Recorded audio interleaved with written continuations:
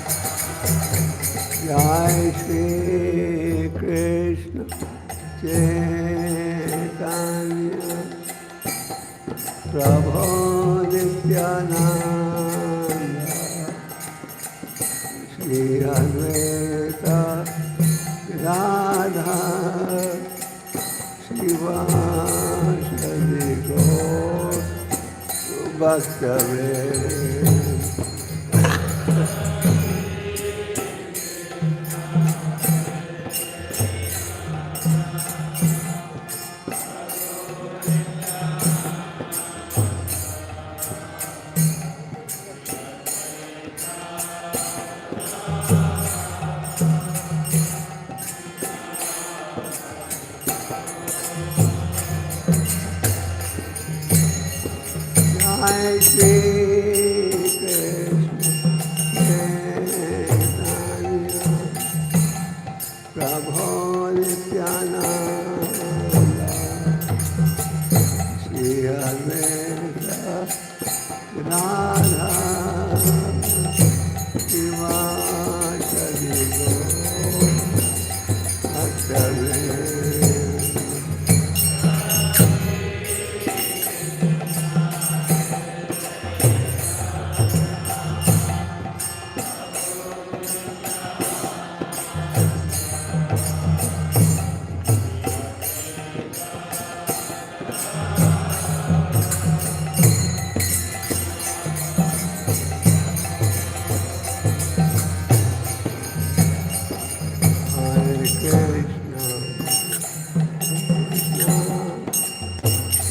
Krishna Krishna Hare Hare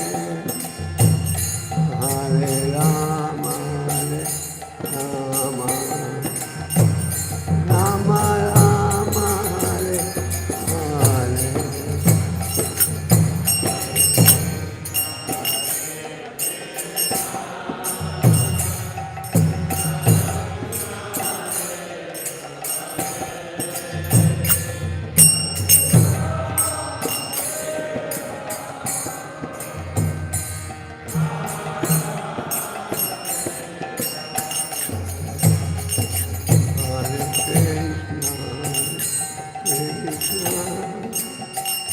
Krishna Krishna Hare Hare Hare Rama Rama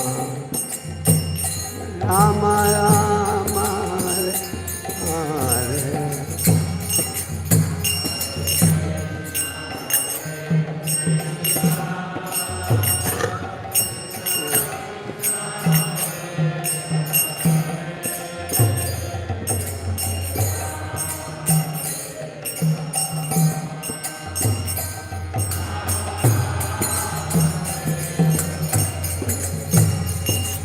Hare Krishna Krishna Krishna Hare Hare Hare Rama Rama Rama Rama Hare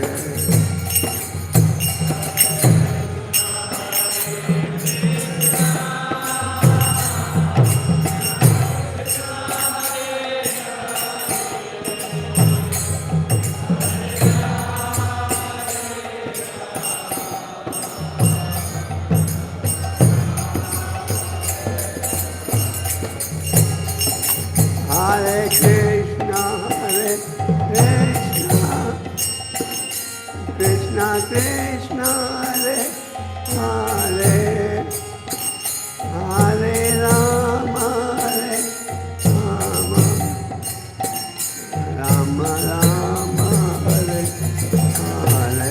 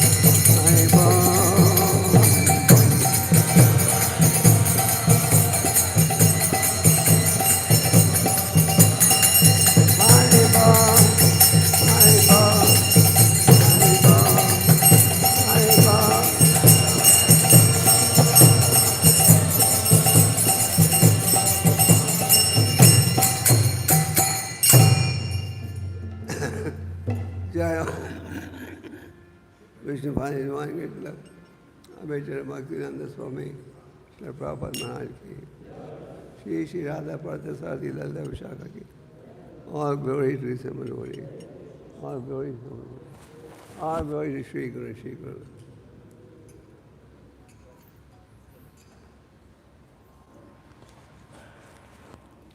Hare Krishna. हमारे मंदिर के पीछे जो मंदिर है मेरे कमरे के नीचे उनका कीर्तन बहुत जोर से जाता है।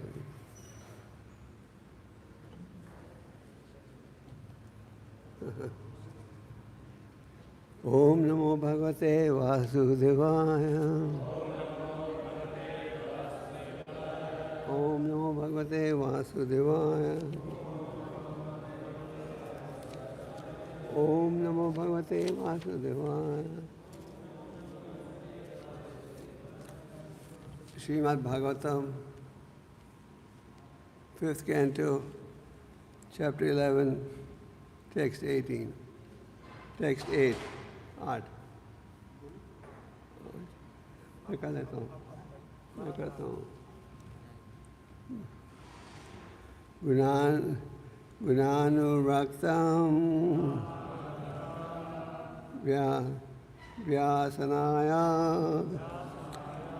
जंतो क्षेमया नैर्गुण्यम अथो माना स्यात् यथा परिपो रेता वर्तम अस्नां शिखा साधुमा भजति यन्यादा स्वां पादं तथा गुणा कर्मनिबद्धं वेति मना श्रयते अन्यत्र तत्त्वं गुणानुरक्तं व्यसनाय जानतो क्षेमाय निर्गुण्यम् अथो मनस्य यथा प्रदीपो घृतवर्तेमश्नां शिखा साधुमा भजन्ति यनान्य स्वयं स्वम् पदम तथा गुणा कर्मानुबद्धं बद्धं वेता मनश्रयते अन्यत्र तत्त्वम् गुणानुरक्तं व्यसनाय जानतो क्षेमाय निर्गुण्यम् अथो मानस्य यथा प्रदीपो घृतवर्तिमश्नाम् शिखा साधुमा भजन्ति यन्याद स्वयं पदम तथा गुणा कर्मनुबधान वृत्ति मनश्रायते अन्यत्र तत्त्वम्।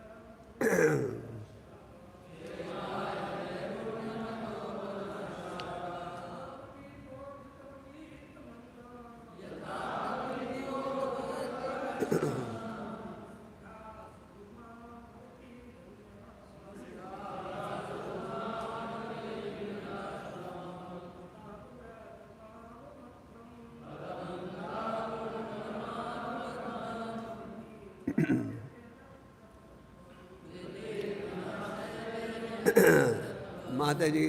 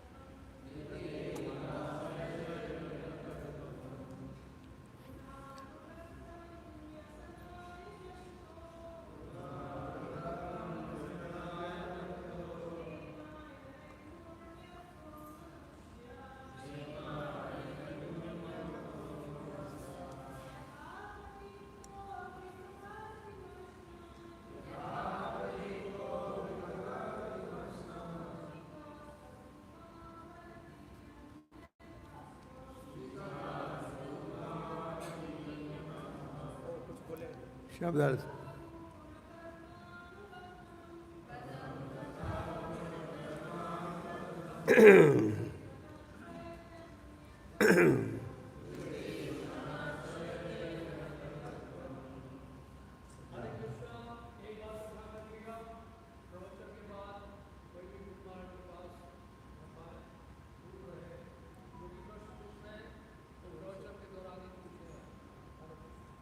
शब्दार्थ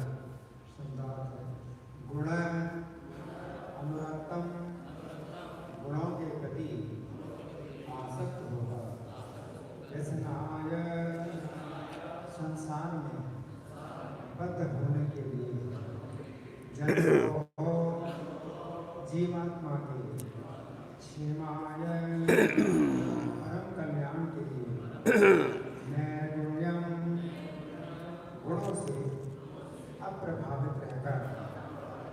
अथो इस प्रकार मनः मन श्याम हो जाता है, यथा जिस प्रकार जितना कि प्रदीपः दीपक धृतवर्तिम घी के भीतर रखी बत्ती अस्नन जलकर शिकाः ज्वाला लौ सधूमाः धुआं से युक्त भजती भोगती है ये निश्चय अन्यदा अन्यथा स्वम अपने आप पदम पद तथा उसी तरह गुण कर्म अनुबद्ध गुणों तथा कर्मों से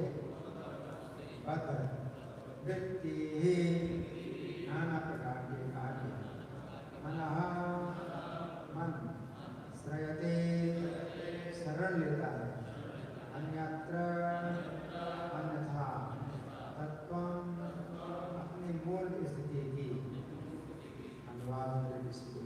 जब जीवात्मा का मन सांसारिक जब जीवात्मा का मन सांसारिक इंद्रिय तृप्ति में लीन हो जाता है तो जीवन बंधन तथा सांसारिक कष्ट प्राप्त होते हैं, किंतु जब वह उनसे अनासक्त हो जाता है तो वही मुक्ति का कारण बनता है।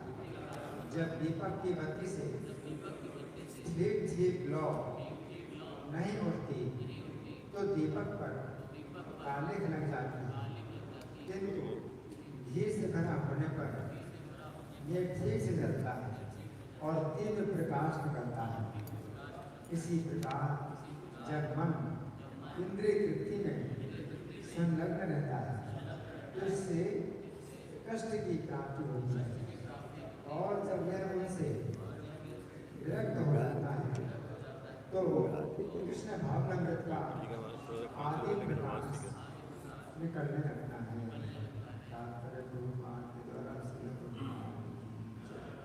अतः ये निष्कर्ष निकलता है कि मन ही इस जीवन तथा मुक्ति का कारण स्वरूप है।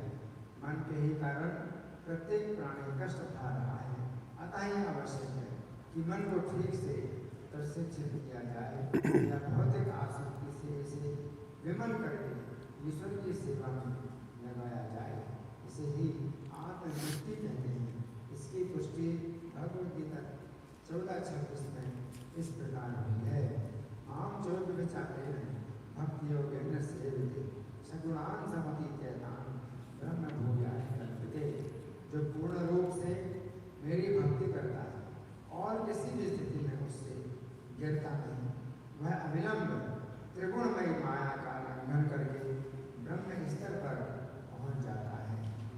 हमें अपने मन को पूर्णतया कृष्ण भावना भावित कार्यों में लगाना चाहिए, तब ये हमारी अपने घर लौटने के लिए मुक्ति और परम धाम वापस जाने का कारण बन जाएगा। किंतु यदि हम सांसारिक विषयों में से इंद्रिय तृप्ति के लिए लगाए रखेंगे तो यह अविरत बंधन का कारण बनेगा और हम इसी संसार में विविध देह धारण करते रहेंगे और अपने विभिन्न कार्यों के फल भोगते रहेंगे। अनुवाद तेजी से पढ़ दो। अनुवाद फिर से। जब जीवात्मा का मन सांसारिक इंद्रिय तृप्ति में लीन हो जाता है तो जीवन बंधन तथा सांसारिक कष्ट प्राप्त होते हैं, किंतु जब वह उनसे अनासक्त हो जाता है तो वही मुक्ति का कारण बनता है। जब दीपक की बत्ती से ठीक ठीक लौ नहीं उठती तो दीपक पर कालिख लग जाती है, किंतु घी से भरा होने पर यह ठीक से जलता है और तीव्र प्रकाश निकलता है। इसी प्रकार जब मन इंद्रिय तृप्ति में संलग्न रहता है तो इससे कष्ट प्राप्त होते हैं और जब यह उनसे विरक्त हो जाता है तो कृष्ण भावनामृत का आदि प्रकाश निकलने लगता है।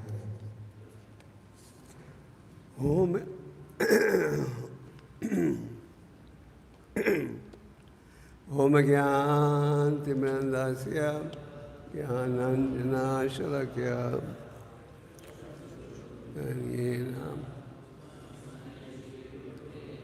श्रीचैतन्यमनोभीष्टं स्थापितं येन भूतले स्वयं रूपा कदा मह्यं ददाति वन्देऽहं श्रीगुरो श्रीयुतापदकमलं श्रीगुरून् वैष्णवंश्च श्रीरूपं सगराजतं सहगना रघुनाथान्वितं तं सजीवं सद्वैतं सवधूतं परिजनसहितं कृष्णचैतन्यदेवं श्रीराधा कृष्णपदान् सहगना ललिता श्रीविशाखान्वितं च हे कृष्ण करुणा सिंधु दीनबंधु जगतपते गोपेश गोपिकांत राधाकांत नमोस्तुते सप्त कंचन गौरा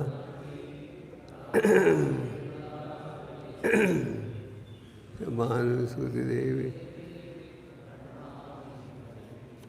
वांछा कल्पतरुभ्यश्च कृपा सिंधुभ्यश्च कैमरे में आपका मुंह ढक रहा है, ये तो असिस्टेंट ठीक कर दो।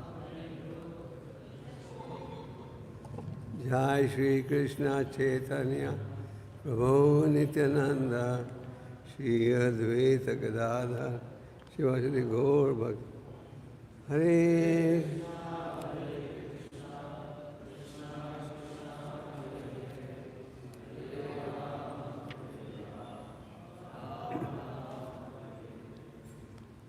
ऐसे ठीक है। हरे कृष्णा। तो इस समय हम 11वें अध्याय का 8वां श्लोक पढ़ रहे हैं और इस अध्याय में अनेक श्लोकों के द्वारा एक महत्वपूर्ण संदेश दिया जा रहा है। और क्या है वो संदेश? कि हमें मन को बंधु बनाना है और शत्रु नहीं। इसी 5वें स्कंद में भगवान ऋषभदेव ने भी उपदेश दिया था मन के विषय में।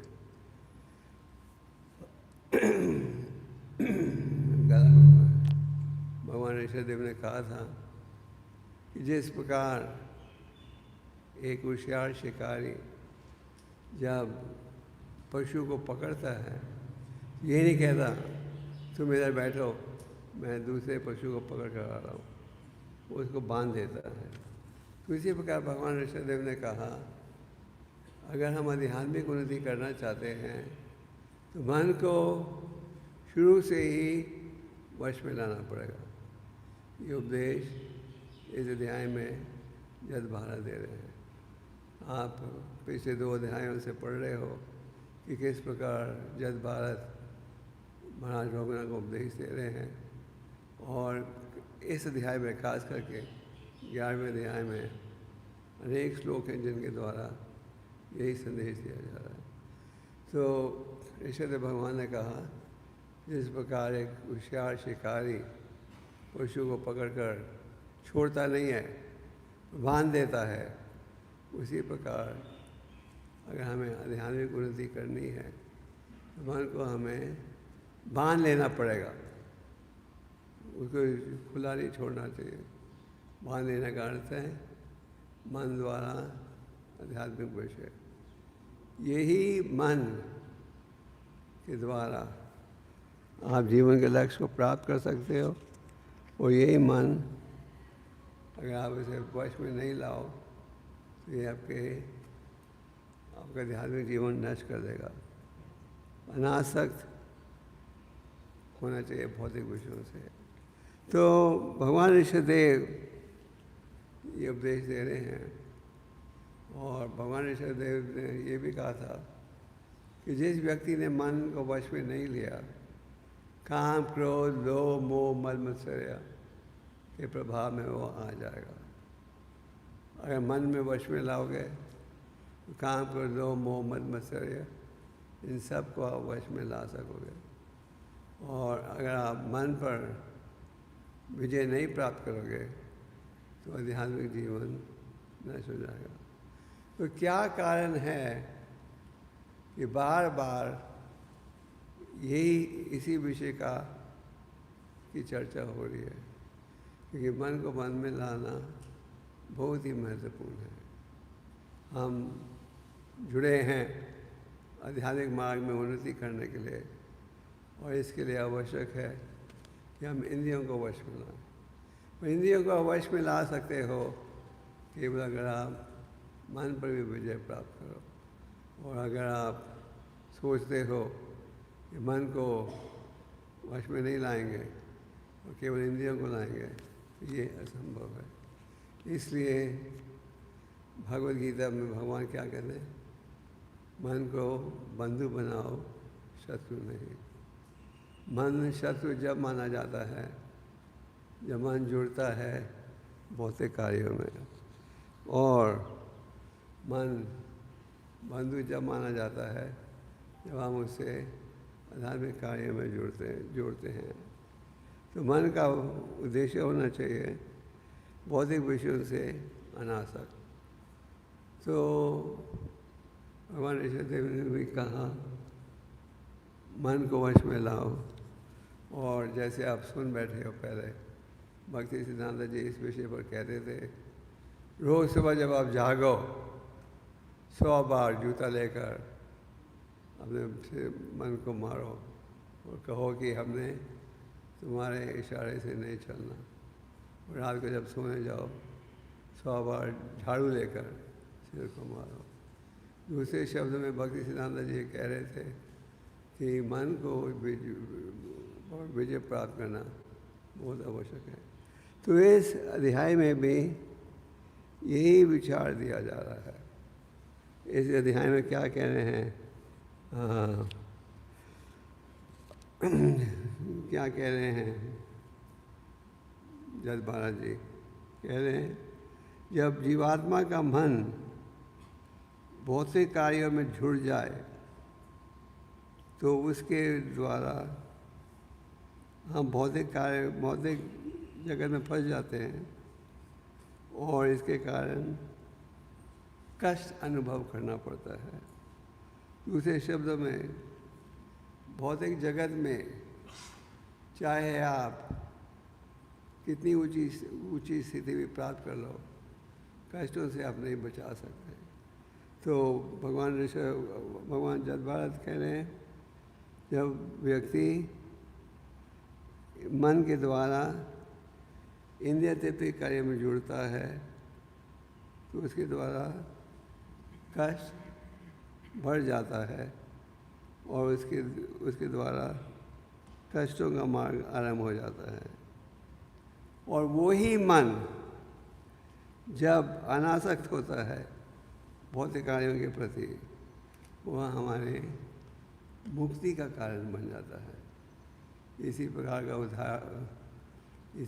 का उदाहरण प्रभुपाद जी भगवतम के प्रथम स्कंद में देते हैं।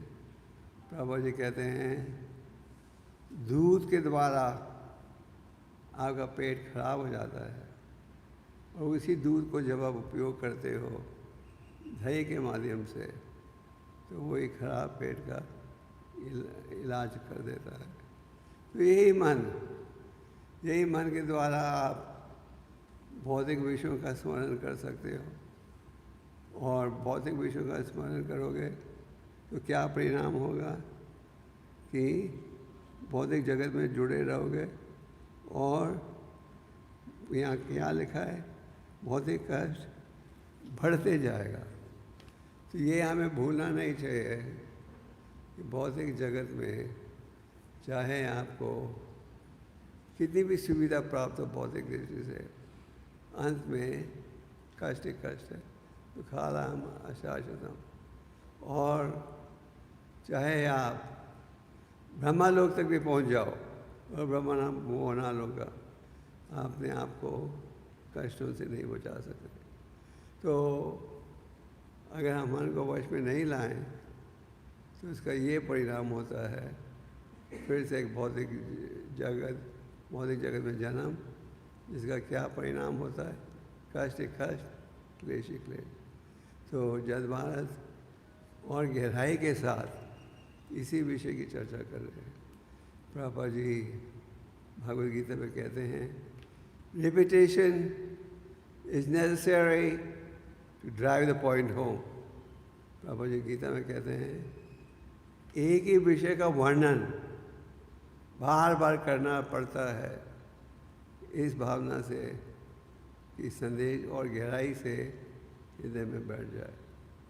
आप पूछ सकते हो क्या कारण है, इस अध्याय में लगभग हर श्लोक का मूल अर्थ यही है, मन को वश में लाना। और इससे पहले भगवान ऋषभदेव भी इस अध्याय के, इस स्कंद के 5वें अध्याय में कह चुके हैं अनेक श्लोकों के द्वारा यही संदेश, मन को वश में लाओ।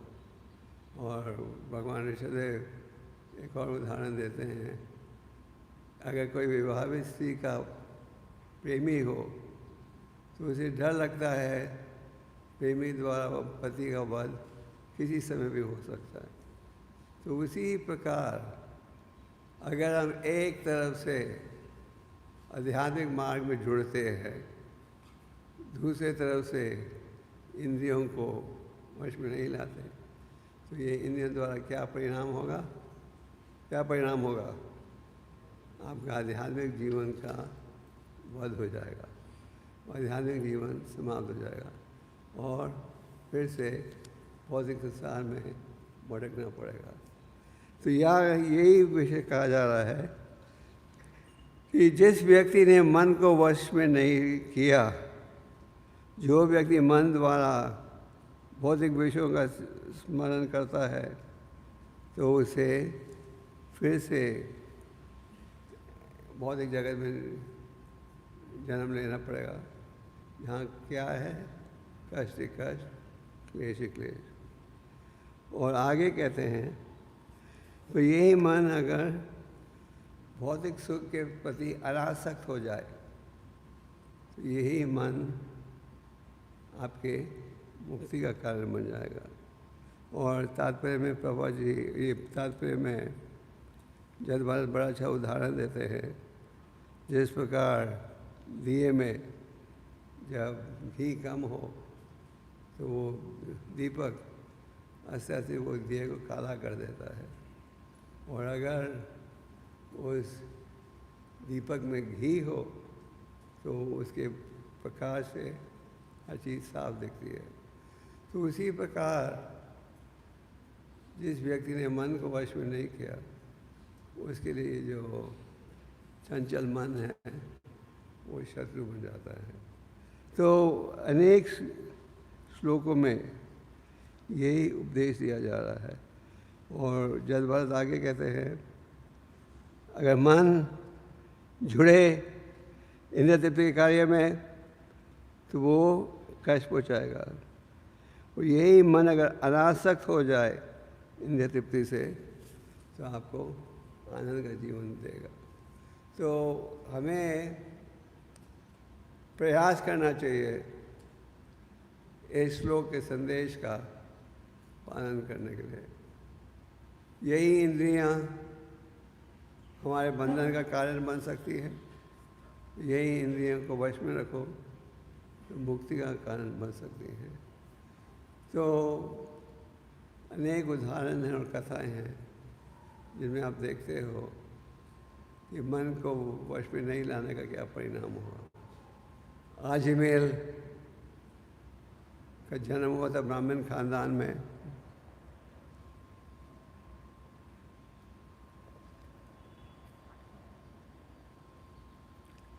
बचपन से वो ब्राह्मणिकल विधियों का पालन कर रहे थे, विवाहित थे। और एक दिन जब वो घर लौट रहे थे, घर से निकले थे पूजा के लिए फूल लाने के लिए, और लौटते समय उन्होंने देखा एक वैश्य को अपने प्रेमी के साथ। इस घटना के प्रति आकर्षित हो गए और इस घटना का स्मरण आरंभ कर दिया।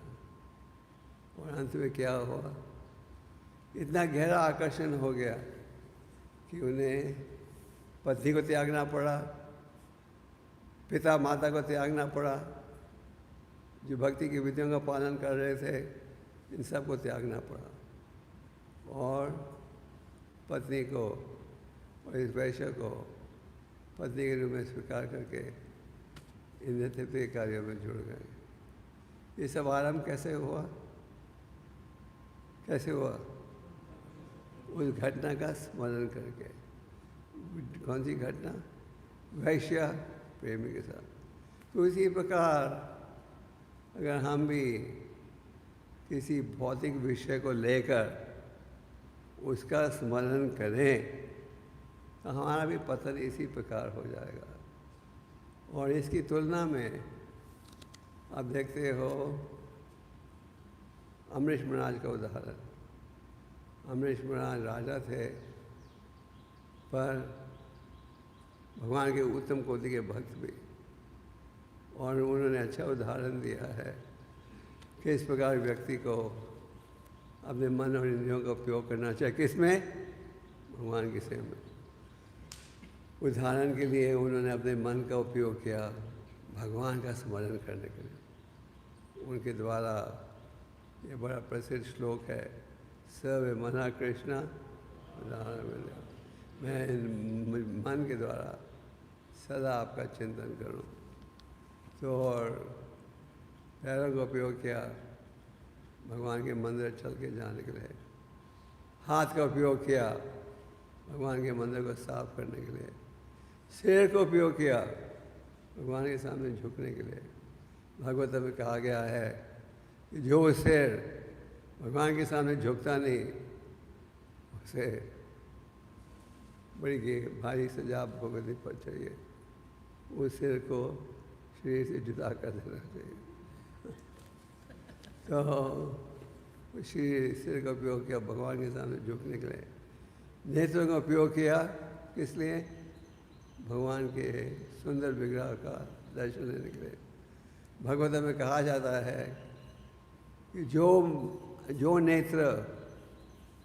नेत्रों द्वारा हम भगवान का दर्शन नहीं करें तो उनकी तुलना की जाती है with the plumes of a peacock feather. Peacock feather के जो प्लूम्स होते हैं उनसे आप देख सकते हो नहीं। तो इन नेत्रों का कोई लाभ नहीं अगर हम नेत्रों के द्वारा भगवान के सुंदर विग्रह का दर्शन नहीं लें। तो अमरीश महाराज का उदाहरण था किस प्रकार हम मन और इंद्रियों का उपयोग कर सकते हैं भगवान की सेवा में। अमरीश महाराज लीन थे भगवान का चिंतन करने में। जब दुर्वासा मुनि ने प्रयास किया उनको नुकसान पहुंचाने के लिए, भगवान के सुदर्शन चक्र ने अमरीश महाराज की सुरक्षा की। क्यों? हमेशा सर्वे कृष्ण